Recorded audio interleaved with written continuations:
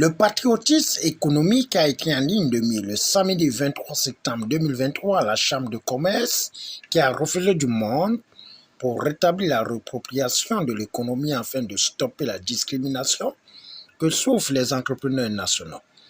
C'est dans ce cadre que l'organisation patronale gabonaise a fait la une, présidée par Thierry Ngomo, promoteur de l'initiative. C'est d'organiser, constituer une plateforme de participation qui va réunir tous les groupes patronaux, les associations coopératives qui sont tenues par des intérêts nationaux dans les Gabonais. En fait, il faut comprendre que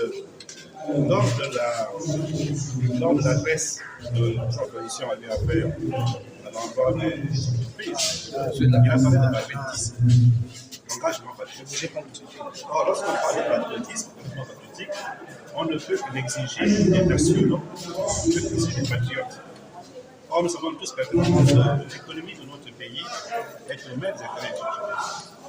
Et donc, ce qui fait en sorte que les Gabonais, entre les Gabonais, sont divisés dans d'autres pays, alors que les entreprises étrangères prospèrent. Nous savons qu'à cela, il y a beaucoup de raisons. Mais aujourd'hui, si nous sommes arrivés, c'est pour avoir cette fois un discours nationaliste, un discours patriotique, un discours qui exige. Et maintenant, beaucoup d'exigence, parce que nous sommes dans une sorte de survie économique. On exige que désormais notre économie nationale soit réappropriée au Gabon. C'est un peu cette plateforme, c'est un peu cette réunion. Mettre en place cette plateforme en élaborant des statuts et en adoptant des mémorandums que cela transmet aux institutions de la transition.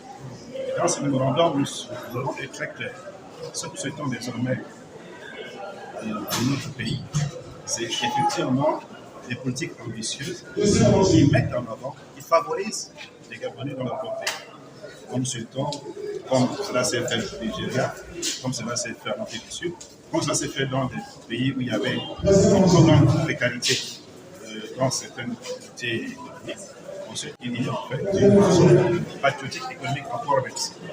Il convient de noter que le secteur entrepreneurial connaît plusieurs difficultés d'appel d'offres, accès aux couloirs d'octroi de crédit, face aux enjeux depuis la prise du pouvoir par le CTRI, présidé par le général de brigade Brice Clotaire Oligui-Nguema. Les entrepreneurs ont donné leur avis afin d'avoir un nouveau cap.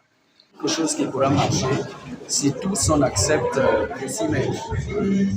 Pourquoi? Parce qu'il y a un problème qui se passe. Moi, j'ai au moins 3 agréments pour moi seul, mais je ne travaille rien du tout. J'ai un agrément de nettoyage, donc je fais un peu comme Gabon Propre Service. Déjà, pour Gabon Propre Service, ce sont nos frères, c'est une entreprise gabonaise, mais elle est dans tous les ministères, toutes les grandes sociétés de la place. Donc, il n'y a plus de place pour nous, les plus petits. Voilà pourquoi nous voulons que nous soyons aussi pris, et que ça soit un peu scindé. Si on a donné 5 ministères à Gabon Propre Service, le reste, on donne aux autres. Voilà. Et l'autre problème encore, quand on arrive dans une administration, vous trouvez le chef qui est là, vous lui dites, je suis Gabonais, j'ai ma petite entreprise. Il vous dit, non, moi je préfère travailler avec le Malien, parce que le Malien ne parle pas. Mais vous, les Gabonais, vous parlez trop. Et c'est ce qui a facilité les dessous de table. C'est cette affaire. Parce que quand on choisit le Malien n'est pas chez lui, donc il n'a rien à dire. Le jour où on lui dit verse tant, il donne. Mais moi, je suis chez moi, j'ai toute ma famille, donc je m'en occupe. Donc vous n'allez pas me dire de verser une grosse somme, mais je vais vous donner. Voilà, donc c'est ça. Tout ça, il faut commencer à détruire. Et vous allez dans une administration, un directeur ou un président d'une institution, c'est lui-même qui a déjà la petite entreprise au sein de l'institution qu'il gère et il met un Malien ou un Sénégalais qui tient cette entreprise. Vous voyez, donc nous, quand on arrive, on n'a plus rien à faire. On ne trouve rien du tout. Mes agréments sont dans mon sachet. Et je traîne avec. Depuis près de 5 à 6 ans déjà, on a une entreprise qu'on a créée en fait. Effectivement, nous aussi on fait dans le nettoyage industriel et mise à disposition du personnel. Alors, l'État nous demande de payer des impôts, de payer tous les documents possibles. Là, on est à jour. on paye tous nos documents, tout, voilà, les quittances et tout. On a tous les documents qu'il faut, mais sauf qu'on est bloqué au niveau des marchés en fait. On n'a pas de marché, donc on ne sait pas comment faire. Là, on fait toute une année, on est à jour sur les impôts. L'année prochaine, on doit payer les impôts, mais on n'a pas eu de ressources, on n'a pas eu de marché. Comment ça se passe en fait? Donc, moi, je voulais juste attirer l'attention du chef de l'État de manière à ce qu'il puisse faciliter en fait l'accès au marché pour des PME, des jeunes entreprises en fait. Parce qu'à chaque fois qu'on se retrouve sur le terrain, on a l'impression que les grands voilà, occupent la place par rapport à nous. Mon message à l'endroit du président de la transition, M. Oligui, est de redynamiser le secteur entrepreneurial. Parce que c'est un secteur qui est comme inexistant au pays, mais pourtant on entend parler. Donc, M. Oligui, donner aux jeunes Gabonais vraiment l'opportunité de pouvoir non seulement rêver, mais rêver grand et de manière à matérialiser nos rêves. Parce qu'aujourd'hui, rêver aujourd'hui est devenu une folie. Ça fait aujourd'hui, depuis 2018 que j'ai créé ma structure dans le transit. Mais lorsque je vais pour les finances, demander les financements au niveau des banques, on n'accorde même pas le crédit. Ce qui fait que c'est une structure de transit. Face aux grandes structures de transit dans le pays, je ne suis rien du tout. Même pas une épine à leurs pieds. La concurrence, on ne parlerait même pas de concurrence. Vraiment, M. Oligui Nguema, merci d'avoir donné la parole aux jeunes entrepreneurs. Je loue cette dynamique et bien entendu que nous espérons que cela soit matérialisé. C'est-à-dire, voilà des tâches graves qu'il y a. On veut voir le travail que vous faites. Le maçon est formé au pied du mur.